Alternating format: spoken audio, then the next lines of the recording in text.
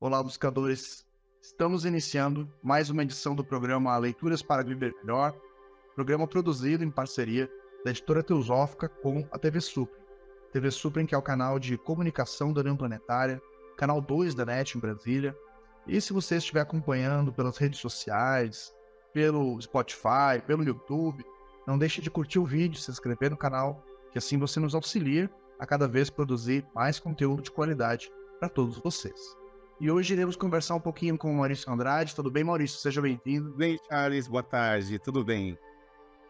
Agradecemos aí a sua disponibilidade de trazer o seu conhecimento, suas pesquisas, suas reflexões, para compartilhar hoje com todos que nos ouvem e nos assistem.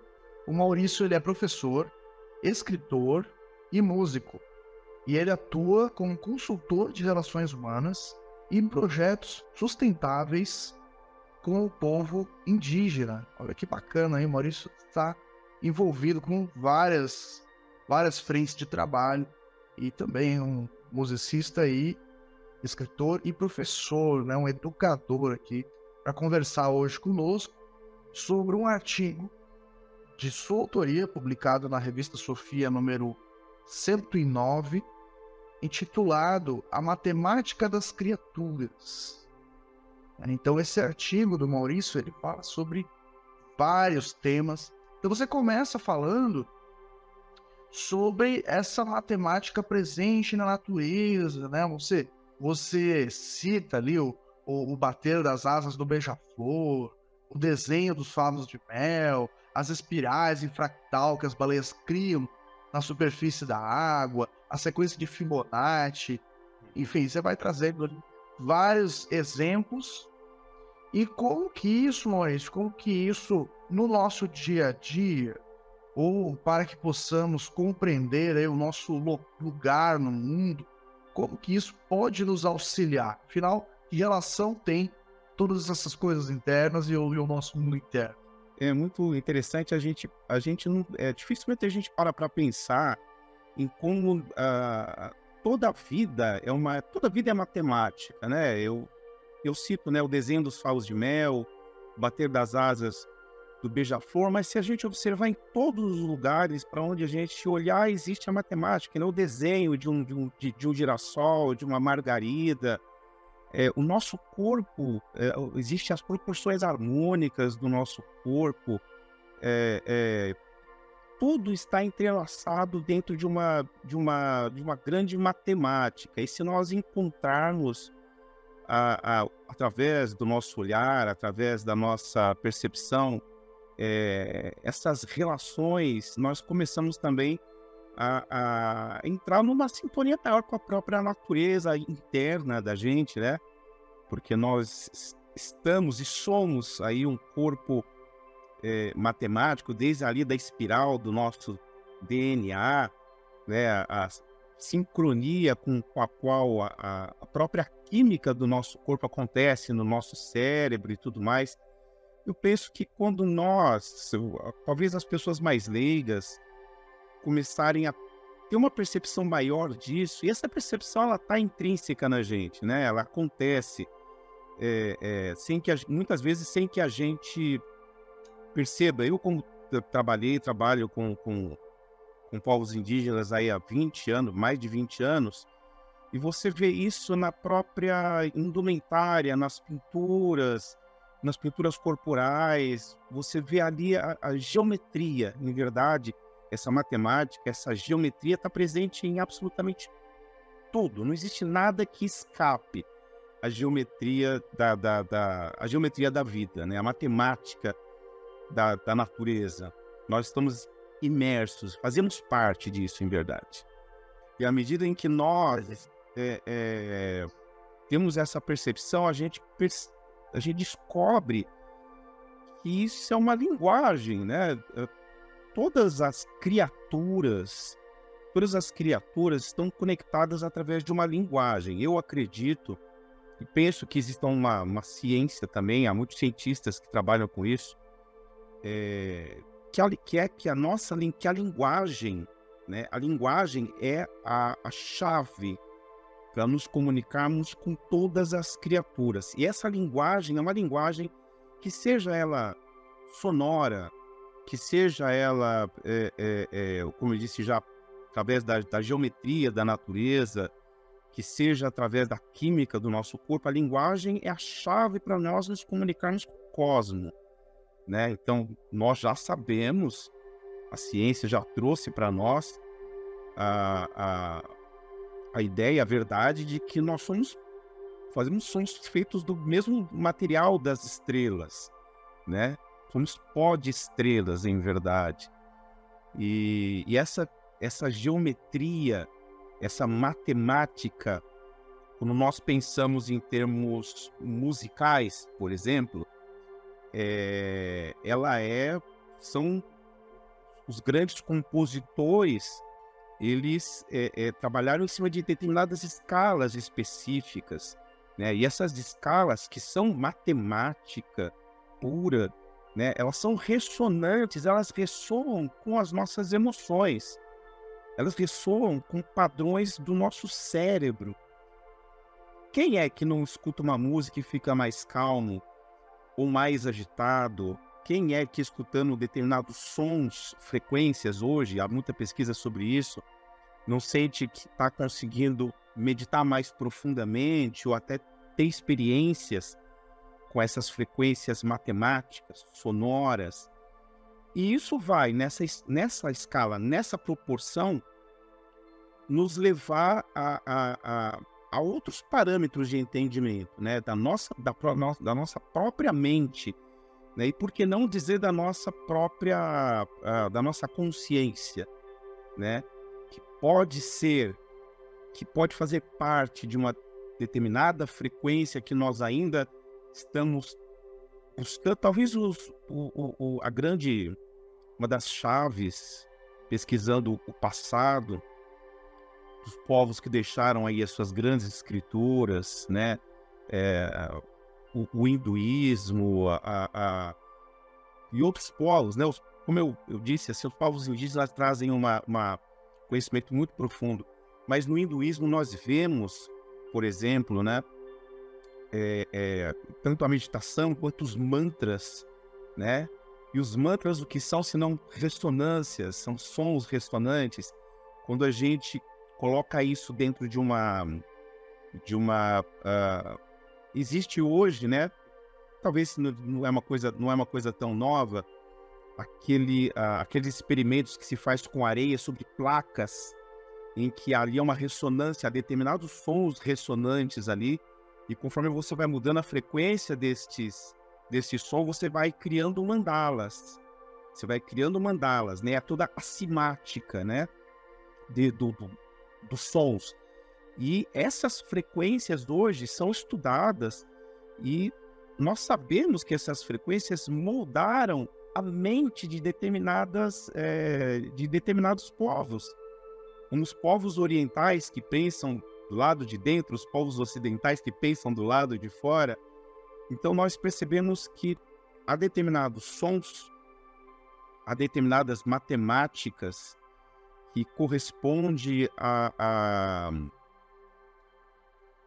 determinadas raças de animais, por exemplo, né? Os elefantes usam o ultrassom, né? Eles um som não audível para se comunicar a distâncias inimagináveis. As baleias também, embaixo d'água, se comunicam por todo o globo planetário através dos seus sons. E esses sons já foram demonstrados, são sons que produzem ali ressonâncias, né, por largas distâncias. Por largas distâncias. Qualquer mudança que ocorre no planeta, as baleias, os golfinhos, né, os cetáceos, eles sentem isso primeiro, né, porque existe todo um eletromagnetismo, uma condição sonora e aquática, né, no qual eles emitem esses sons e comunicam esses sons a outras raças. Não só a sua própria raça, mas a outras raças. E isso é uma matemática, uma comunicação matemática. Eles estão fazendo isso desde que o planeta é planeta. E nós estamos começando a compreender o que é isso, né? Então, a matemática das criaturas nada mais é do que uma linguagem universal que está tanto conectada à expressão do ser, né? A expressão sonora do ser, a expressão imagética, porque quando os antigos, quando dormiam, também sonhavam com essas imagens, né? E pintavam essas imagens. E nós vemos, principalmente, como eu disse, no Oriente, né? As mandalas, né? As mandalas nada mais são, e hoje nós sabemos disso através desses experimentos, que as mandalas são representações sonoras, né? Representações sonoras dos mantras, representações sonoras dos sutras, representações sonoras do pensamento. E talvez aqueles que sentiram primeiro estes sons e começaram a executá-los no passado, talvez eles estivessem tentando recebendo essa comunicação aí do cosmo, recebendo essa comunicação de tudo aquilo que nós compreendemos, pelo menos aquilo que a ciência consegue compreender hoje, não só do macrocosmo, né? Hoje se fala tanto do microcosmo, e recentemente, muito recentemente, isso não vai fazer, se eu não me engano, não faz um ano, talvez um ano e meio, os cientistas, né, conseguiram fotografar um entrelaçamento quântico, né? E esse entrelaçamento quântico foi fotografado e a foto é um yin-yang. É aquele símbolo do yin-yang. Perfeitamente. E isso prova mais do que tudo, né? Do que que as frequências, sons, a matemática cria tanto mandalas como quando eu falo que nós estamos aprendendo uma linguagem, talvez essa linguagem seja uma recordação da nossa essência. Essa linguagem seja a linguagem original da nossa alma ou da nossa consciência, como queira. E nós estamos começando a sincronizar, a compreender. E ao mesmo tempo, né, como tudo tem os dois lados, o yin e o yang, existe essa matemática que acontece e nós conseguimos, tentando decodificar da natureza, dos seres e tudo mais, para o bem, mas isso existe também de forma dissonante para o outro lado, né? Então, as dissonâncias criadas pelo ser humano, e as dissonâncias são criadas, veja só, as dissonâncias não são naturais. As dissonâncias criadas pelo ser humano, de certa maneira, também condicionam, empurram aí o ser humano a conflitos, a desacordos, guerras, violência, né? Como diria Platão, né? Deus geometriza. Então, de fato, Exato. Parece que a nossa realidade realmente ela é criada, né? Ou ao menos seja a regra, seja a maneira como a existência objetiva consegue surgir e prosperar, seja através de formas geométricas, matemática E o mais incrível disso é que eu entendo isso como um análogo, né? De que essa matemática é um análogo do que existe em níveis mais sutis e mais elevados. Esse é o programa Leituras para Viver Melhor. Hoje estamos conversando com Maurício Andrade sobre um artigo de sua autoria publicado na revista Sofia, número 109, intitulado A Matemática das Criaturas. Nós iremos para um rápido intervalo e voltamos daqui a pouco. Até já.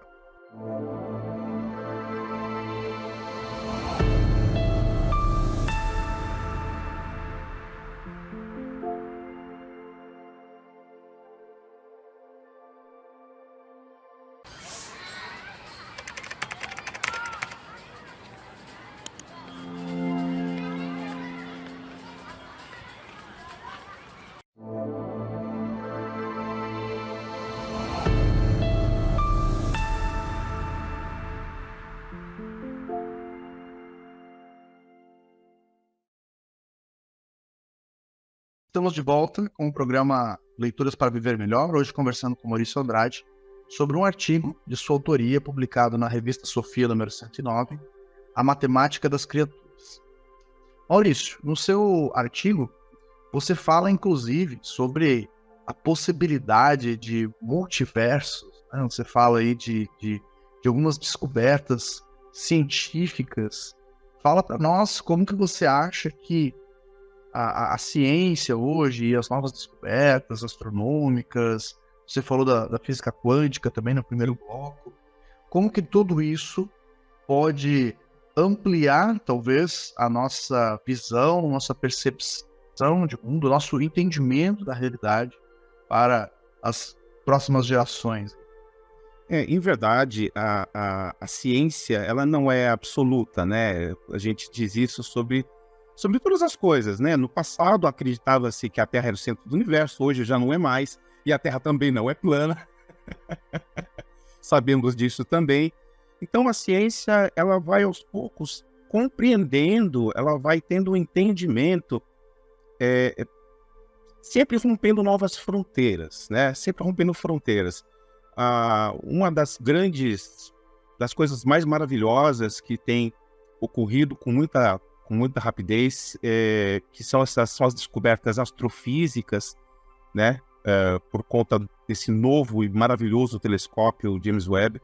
A determinado momento ele apontou para uma direção ali da sua área de pesquisa, para uma região onde aparentemente não deveria existir nada, e encontraram galáxias antigas, né? Então, como poderia se explicar isso? O Big Bang entrou em xeque, né?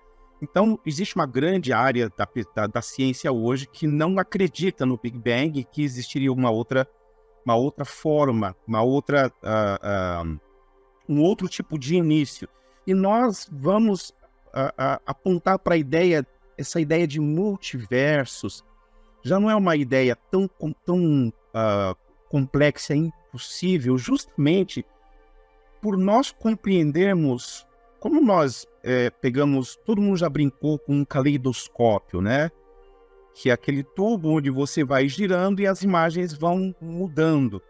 O caleidoscópio é uma forma muito rudimentar para nós de compreender como as geometrias podem ser infinitas e como a matemática é infinita. Então, não existe não existe nenhum impedimento de que existam inúmeras dimensões ou multiversos, como tem sido proclamado aí, onde talvez não realidades da forma em que nós compreendamos, mas novos níveis de consciência, porque nós vemos aqui na terceira dimensão, né, na altura, largura e profundidade, e hoje nós sabemos que a quarta dimensão, que é uma dimensão anexa, né, da terceira dimensão, é só uma faísca, é só um pedaço de todo esse caleidoscópio, é só um quadradinho do caleidoscópio, né? Que esse caleidoscópio ele pode ser observado de outras maneiras. E se aqui nós observamos matematicamente, nós observamos neuroquimicamente, né? A nossa percepção do universo que nos circunda é neuroquímico, né? É a química do nosso cérebro. Em verdade, nós não estamos enxergando nada. Quem está enxergando é o nosso cérebro. Então, imagina que toda a realidade visível a olho nu, em verdade, não está do lado de fora, está do lado de dentro. É o cérebro que está enxergando. Não somos nós, né? A estrela mais próxima da Terra está a 4 anos-luz. A luz leva 4 anos, então nós estamos enxergando o passado. Nós só enxergamos no passado, né?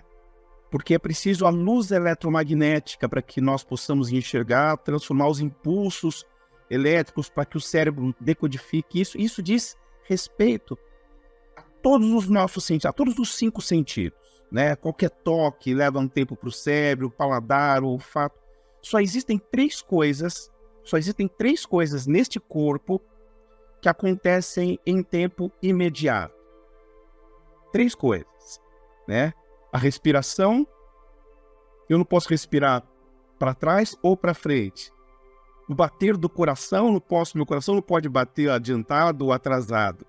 E o pensamento, né? O pensamento, tudo bem, ele pode navegar por qualquer tempo e espaço, mas ele só acontece no agora.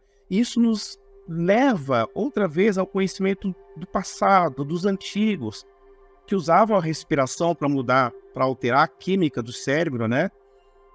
As várias meditações que balanceavam, prestando atenção no batimento do coração, né? E criando pensamentos ou recebendo essas frequências, essa matemática do universo como uma memória universal, né? Nós somos um repositório de todas as informações que a ciência, porque nós não inventamos a ciência, né? Nós vamos descobrindo coisas e adaptando, segundo as nossas capacidades, aquilo que antigamente nossos computadores eram um computador de tubo, agora já é uma tela, né? O celular é o touchscreen. Então nós estamos adaptando coisas. O homem não inventou a matemática, ele descobriu a matemática, ele descobriu essas coisas todas. Nós estamos descobrindo, e essas descobertas têm que caminhar lado a lado com a ciência, né? O espírito, a mente, a alma, a consciência, né? Precisa caminhar lado a lado com essas descobertas para poder aprimorar essas descobertas. Então, aquilo que se chama hoje de uma forma muito... eu tenho um pouco medo de... Tem algumas palavras nos dias de hoje que eu tenho medo de falar. Quando fala quântico, eu tenho medo, porque tudo virou quântico, né? Aquilo quântico, isso quântico. Mas em se falando de física quântica, né? A física do universo subatômico, tem uma relação profunda com essa matemática. E quando eu falo matemática, vamos conectar a nossa mente, né, o nosso aparato cerebral com a química que é estimulada. A química que é estimulada pelo universo, né? Existem pesquisas não tão antigas, recentes e tal, que têm demonstrado a ação do Sol sobre os neurotransmissores, né? Então, nesses períodos de alta solar, desses grandes bombardeios solares que ocorrem, as pessoas ficam mais violentas. Existe uma tendência para uma violência. Se observa isso historicamente com a ascensão e queda de grandes civilizações e reinos, né? A química muda, mas a química das pessoas... E isso é muito interessante. A química cerebral das pessoas que meditam, oram, buscam, estão abertas, não é normalmente afetada pela radiação solar.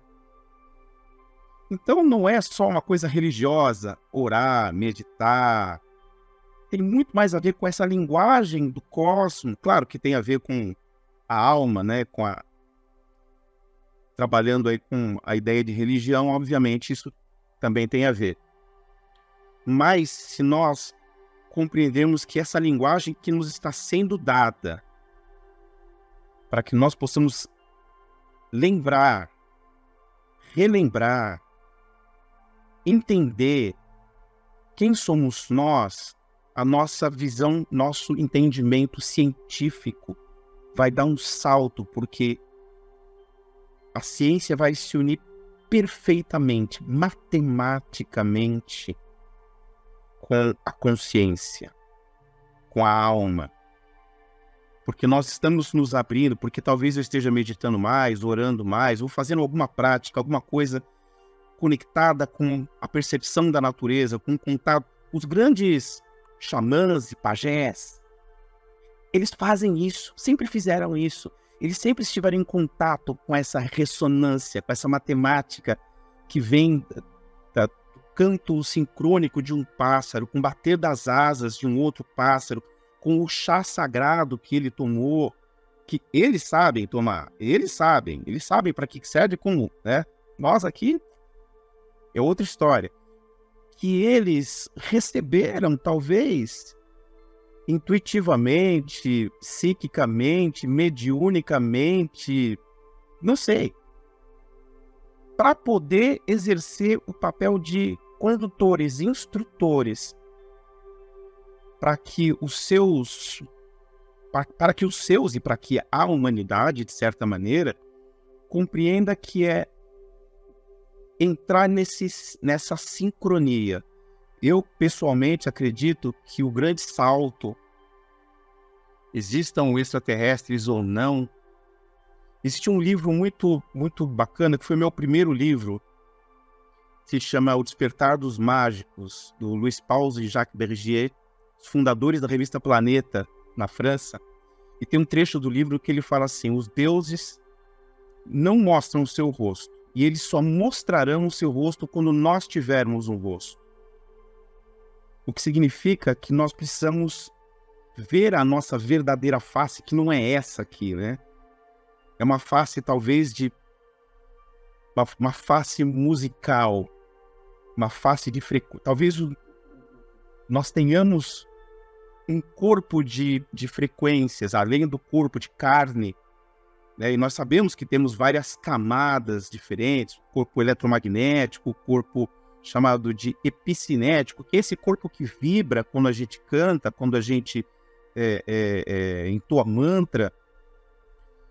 E se nós nos rendermos a essas vibrações e encontrarmos o verdadeiro equilíbrio com a natureza, com as formas vivas, visíveis e invisíveis, então os rostos divinos se mostrarão para nós. Talvez muitos tenham visto já, né? Muitos santos, muitos iluminados, que foram os nossos professores do passado, né? E há muitos por aí espalhados ainda que entendem que essa relação de todas as coisas, né? Não dá para a gente separar, que a relação de todas as coisas depende da linguagem, né? E é a linguagem que eu vou usar, seja a linguagem do amor, da compaixão, da humildade, do perdão, da simplicidade. Eu falo da importância de voltar à simplicidade no texto. Porque não a simplicidade no sentido de ingenuidade, né? Mas aquela simplicidade de pureza, de nós retornarmos à pureza original para que tenhamos a capacidade de ver aquilo que é puro, né? E a verdadeira matemática de tudo está naquilo que é simples.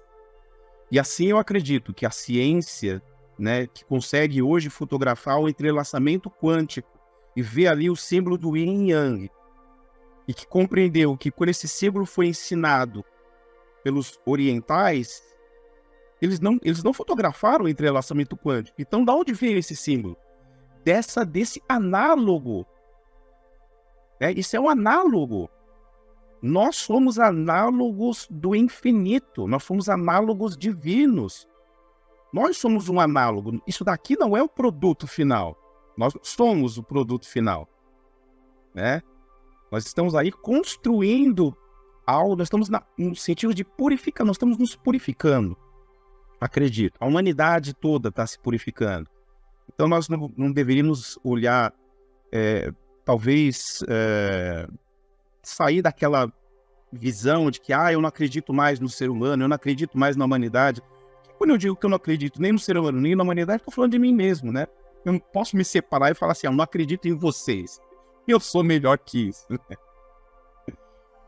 Por isso, é ver essa matemática, ver as pirâmides, ver os dodecaedros, ouvir a música celestial, ouvir as grandes sinfonias, ver isso no olhar de todos os seres, né?